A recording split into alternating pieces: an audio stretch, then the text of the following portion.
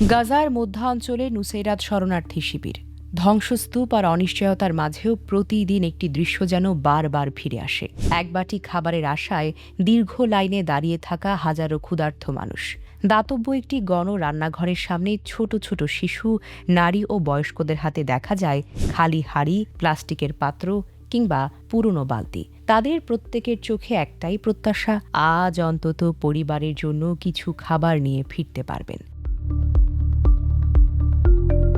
জাতিসংঘ ইতোমধ্যেই সতর্ক করেছে, গাজায় খাদ্য সংকট ভয়াবহ আকার ধারণ করেছে। ক্রমবর্ধমান খাদ্য নিরাপত্তাহীনতার কারণে হাজার হাজার পরিবার এখন সম্পূর্ণভাবেই নির্ভরশীল দাতব্য রান্নাঘরের ওপর। কিন্তু প্রতিদিন বাড়তে থাকা মানুষের ভিড়ে সেই সামান্য খাবারও অনেকের ভাগ্যে জোটে না। স্থানীয়দের ভাষ্যমতে, বাজারে খাবারের দাম সাধারণ মানুষের নাগালের অনেক বাহিরে। অনেক এলাকায় খাদ্য সরবরাহ অনিয়মিত, ফলে একবেলার খাবার জোগাড় করাই যেন হয়ে উঠেছে সবচেয়ে বড় সংগ্রাম।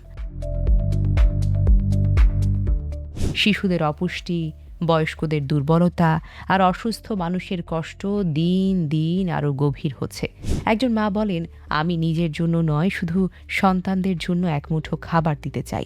এই একটি বাক্যই যেন আজকের গাজার বাস্তবতাকে তুলে ধরে, যেখানে ক্ষুধা কেবল শারীরিক যন্ত্রণা নয়, এটি প্রতিটি পরিবারের প্রতিদিনের মানসিক লড়াই। নুসেইরাতের এই দৃশ্য শুধু একটি শিবিরের গল্প নয়, এটি মানবিক সংকটের এক নির্মম প্রতিচ্ছবি।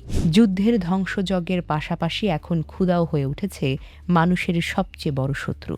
বিশ্বজুড়ে মানবিক সহায়তার আহ্বান জানানো হলেও বাস্তবে গাজার অসংখ্য পরিবার এখনও প্রতিদিন অপেক্ষা করছে একটি উষ্ণ খাবারের জন্য। আর সে অপেক্ষায় মনে করিয়ে দেয়, যুদ্ধের সবচেয়ে বড় মূল্য চুকিয়ে দেয় সাধারণ মানুষ, বিশেষ করে নিরীহ শিশু ও পরিবারগুলো। Desk report, recap news.